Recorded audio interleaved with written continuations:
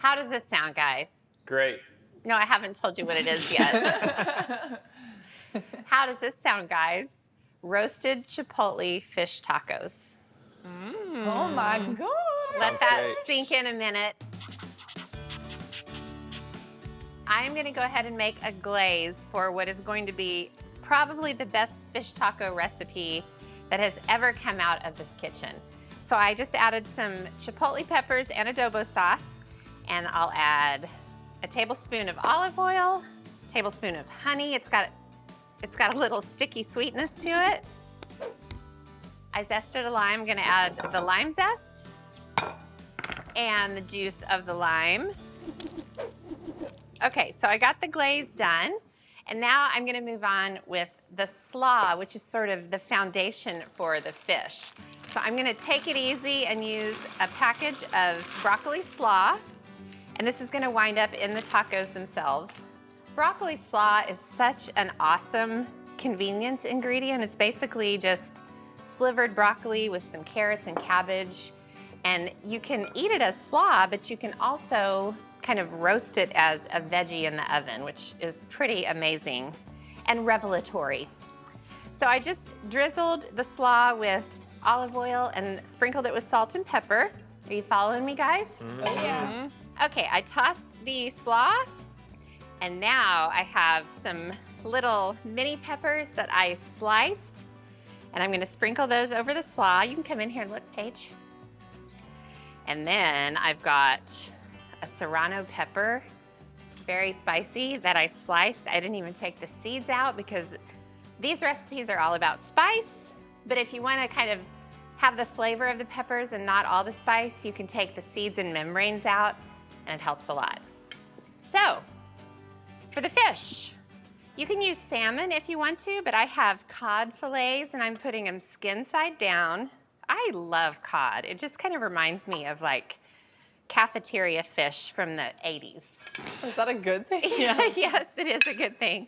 I used to eat at a cafeteria with my grandma Gaga, and we always got their cod almondine. It was so good. Okay, so watch this, Paige. So now I've got this delicious glaze, and I'm basically gonna pour it all over the fish. And it'll kind of seep down into the slaw a little bit, but basically it's gonna make that fish just so amazing. So let's go to the oven, shall we? We shall. Dookie, you can just stay put. So I'm gonna roast this at 425 degrees for 18 minutes. And by that time, that fish is gonna be done, and then we'll make some tacos. All right, the fish is done. Duke is still in the exact same spot. Oh, no, he's not. Scratch that. Okay, let's see what this looks like. Ready? Oh, my word. Delicious, delicious, delicious. Look, guys. Wow. Oh, So the fish is done. The glaze is on the fish, but some extra glaze kind of got down in the slaw. And can you imagine this in tacos? Let me borrow your camera, Paige. I'm gonna get a quick little shot of this. Right out of the oven.